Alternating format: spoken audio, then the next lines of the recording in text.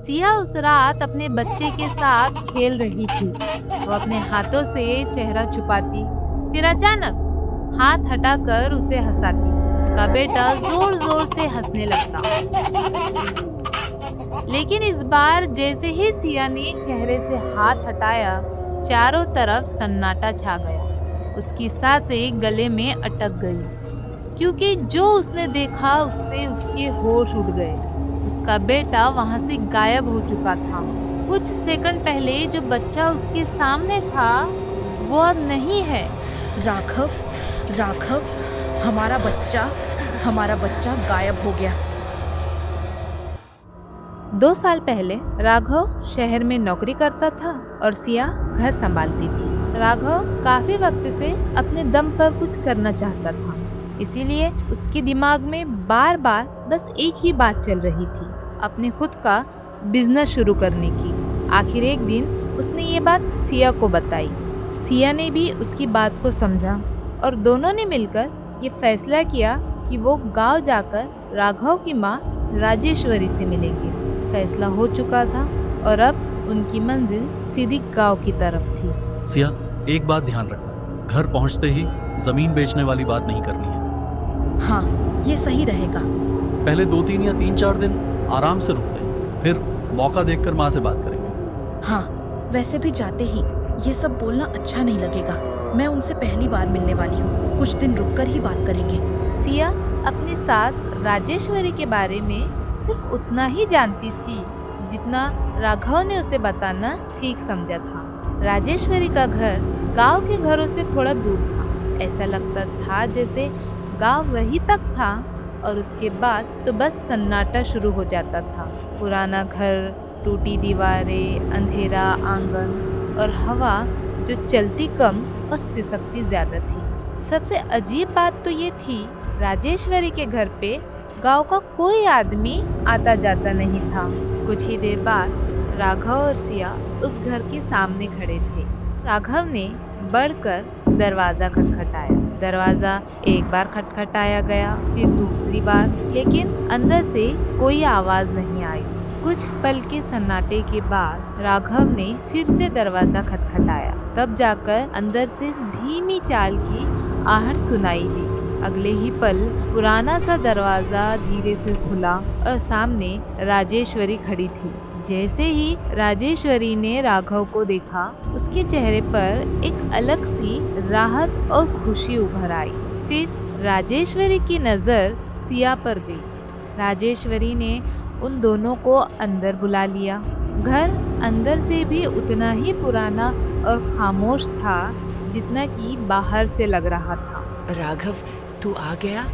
हाँ माँ, कैसी हो? मैं ठीक हूँ। माँ, ये सिया है। नमस्ते माँ जी। खुश रहो। खाना लगा दूं?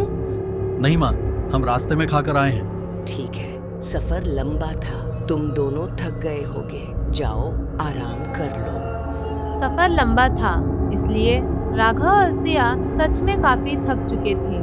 राजेश्वरी ने उनके सोने का इंतजाम किया और फिर कुछ ही देर बाद दोनों अपने कमरे में जाकर लेट गए। थकान इतनी ज्यादा थी कि दोनों को जल्द ही गहरी नींद आ गई। अचानक सिया की आंख एक अजीब सी आवाज से खुल गई।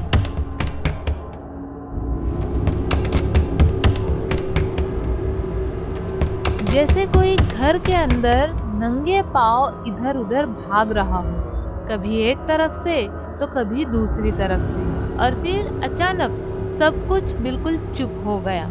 सिया ने धीरे से उठकर पहले कमरे में ही इधर उधर देखा, फिर हिम्मत करके उसने दरवाजा खोला और बाहर निकली। घर के बाहर का हिस्सा और भी ज्यादा अंधेरे में डूबा हुआ था। सिया धीरे धीरे हॉल की तरफ बढ़ने लगी। तभी उसे पीछे की तरफ से एक हल्की सी आवाज सुनाई दी। सिया तुरंत रुक गई।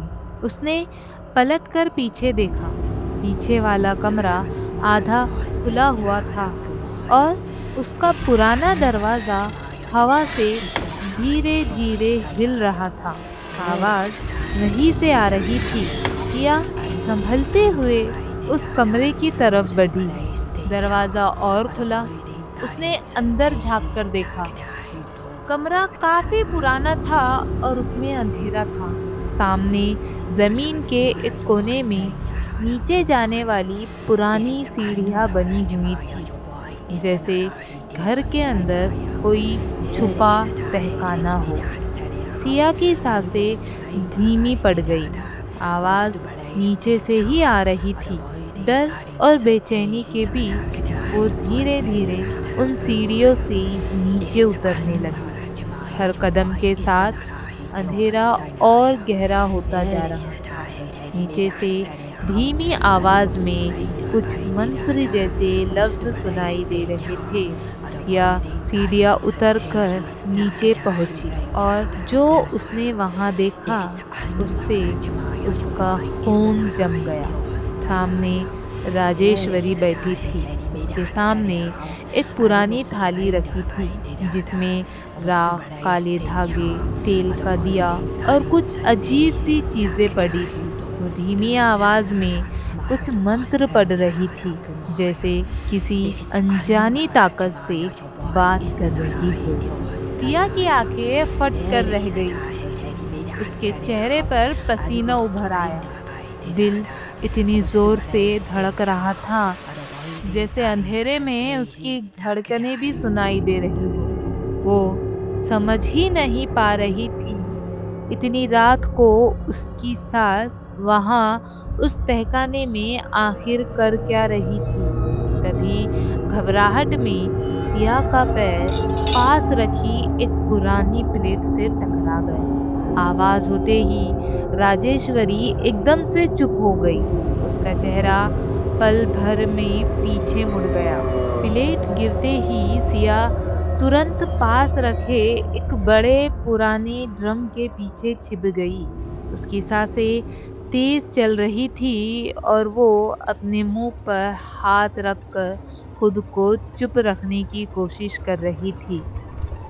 राजेश्वरी उसके करीब आते जा रही थी। सिया ने अपनी सांसें तक रोक रखी थी। तभी तहखाने के दूसरे कोने से अचानक एक बिल्ली की आवाज सुनाई दी। राजेश्वरी कुछ पल के लिए ठहर गई, फिर धीरे से बोली, अरे ये तो एक बिल्ली है। इतना कहकर वो वापस अपनी जगह पर जा बैठी और दोबारा धीमी आवाज में मंत्र पढ़ने लगी। सिया ने इसी मौके का फायदा उठाया। वो धीरे से ड्रम के पीछे से निकली और सांस रोककर वापस सीढ़ियों की तरफ बढ़ गई। वो जल्दी जल्दी सीढ़ियाँ चढ़कर कमरे से निकली और बिना आवाज किए भागकर अपने कमरे में लौट गई। अब सिया के दिमाग में उसी रात की बातें घूम रही थी। वो जानना चाहती थी कि उसने तहखाने में जो देखा था आखिर वो क्या था। इसीलिए अब वो राजेश्वरी को ध्यान से नोटिस करने लगी थी। लेकिन असली डर तब शुरू हुआ जब एक रात सिया गहरी नींद में सो रही थी और अचानक किसी ने उसके कान के पास उसका नाम पुकारा, सिया। सिया एक झटके से उठ बैठी। उसका दिल जोर जोर से धड़कने लगा। कमरे में अंधेरा था और राघव उसके पास वैसे ही सोया हुआ था। सिया ने खुद को समझाया कि शायद उसने गलत सुना हो, लेकिन तभी कमरे से दरवाजे पर धीमी लेकिन साफ दस्तक होने लगी।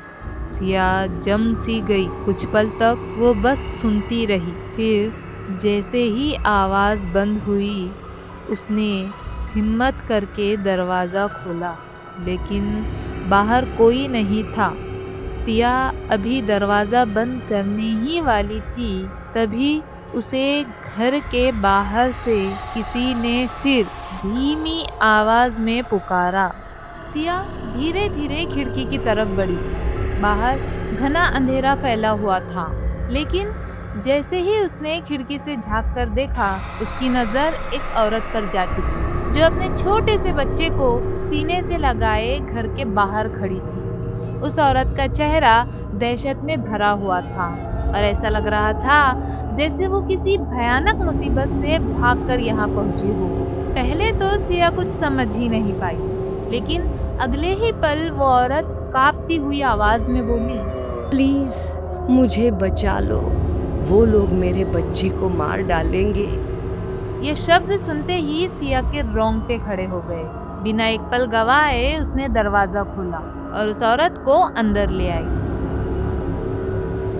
औरत ने घबरा कर पीछे देखते हुए कहा, जल्दी दरवाजा बंद कर दो। सिया ने फौरन दरवाजा बंद कर दिया और उसे शांत करने की कोशिश करते हुए बोली, घबराओ मत, अब तुम यहाँ सुरक्षित हो।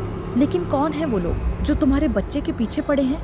वो औरत कुछ बोल पाती उससे पहले ही उसकी सूखी आवाज निकली, पानी, मुझे पानी चाहिए। सिया तुरंत किचन की तरफ भागी। उसने एक गिलास पानी भरा और कुछ ही सेकंड बाद वापस लौटी। लेकिन वापस आकर जो उसने देखा उससे उसके पैरों तले जमीन खिसक गई। वो औरत वहाँ नहीं थी। सिया की आंखें हैरानी से फैल गई। उसने पूरे कमरे में नजर दौड़ाई, लेकिन वो कहीं दिखाई नहीं दी। घबरा कर वो बाहर भागी। चारों तरफ देखा, सड़क सुनसान थी, न कोई औरत न कोई बच्चा। सिया का दिल अब तेजी से धड़कने लगा था। तभी अचानक पीछे से एक आवाज आई। सिया, आवाज सुनकर वो बुरी तरह चौंक गई। वो राघव था। क्या हुआ? तुम यहाँ क्या कर रही हो? सिया ने घबराई हुई आवाज में कहा, राघव, अभी अभी एक औरत आई थी। वो बहुत डरी हुई थी। उसके साथ एक छोटा बच्चा भी था। मैंने उसे घर के अंदर आने दिया, लेकिन फिर वो अचानक गायब हो गई। राघव कुछ पल उसे देखता रहा, फिर बोला, सिया, तुम ये कैसी बातें कर रही हो? इतनी रात को यहाँ कौन आएगा? मैं सच कह रही हूँ राघव, वो यही थी। उसके साथ उसका बच्चा भी था। चलो अब बस चलो, सो जाते हैं। तुम्हें कोई बुरा सपना आया होगा। नहीं राघव, मैं झूठ नहीं बोल रही। सिया प्लीज, रात के 3 बजे हैं, अब सो जाओ, मुझे भी सुबह जल्दी उठना है। राघव बिस्तर पर जाकर लेट गया, लेकिन सिया के मन में अभी भी वही सवाल गूंज रहा था। अगर वो सब एक सपना था तो उसे अब भी उस औरत की कांपती हुई आवाज इतनी साफ क्यों सुनाई दे रही थी? मुझे बचा लो, वो लोग मेरे बच्चे को मार डालेंगे। ये शब्द उसके कानों में बार बार गूंज रहे थे। आखिरकार उलझन और डर के बीच सिया भी चुपचाप सोने की कोशिश करने लगी, लेकिन उसे बिल्कुल अंदाजा नहीं था कि उस रात उसके घर में जो आया था वो कोई जिंदा इंसान नहीं था। अगली सुबह जब राघव ने जमीन की बात छेड़ी तो राजेश्वरी ने उसे रोकते हुए कहा, जमीन बेचने की क्या जरूरत है बेटा, तुम दोनों यहीं रुक जाओ। ये घर, ये जमीन सब तुम्हारा ही तो है। लेकिन सिया अब अपना फैसला कर चुकी थी।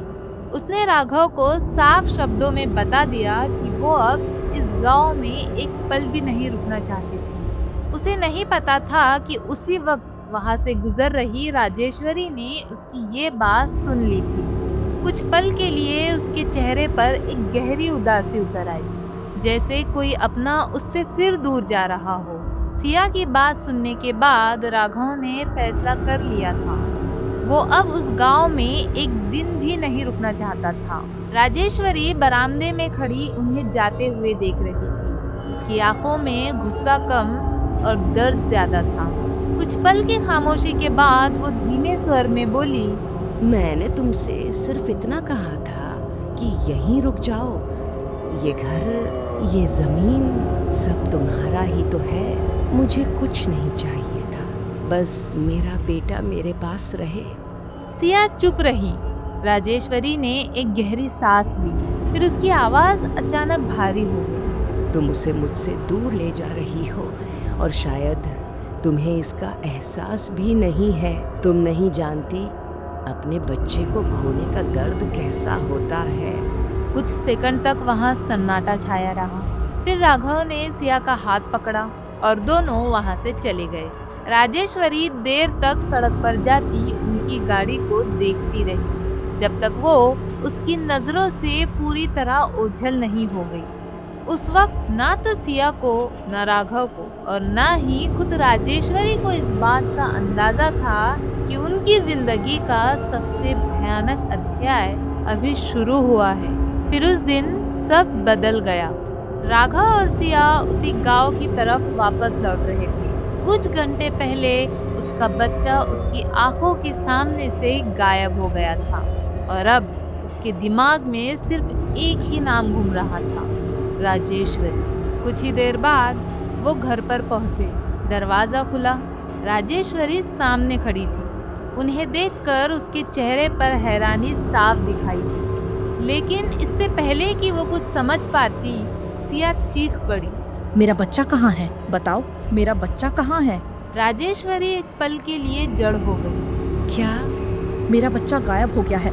मुझे पता है ये सब तुम्हारा किया हुआ है। सिया की आंखों में आंसू थे। राघव भी अब बेचैन दिखाई दे रहा था, लेकिन राजेश्वरी के चेहरे पर डर उभर आया। वो धीमे स्वर में बोली, कब हुआ ये? कैसे हुआ? वो कैसे गायब हो सकता है? सिया ने पूरी घटना उसे बता दी। कुछ देर तक राजेश्वरी बिना कुछ बोले सुनती रही। फिर वो अचानक घर के अंदर चली गई। कुछ मिनट बाद वो एक पुराना डिब्बा लेकर वापस लौटी। उसने डिब्बा खोला। अंदर कई पुरानी तस्वीरें रखी थी। राजेश्वरी ने उनमें से कुछ तस्वीरें सिया के सामने रख दी। सिया ने तस्वीरों की तरफ देखा।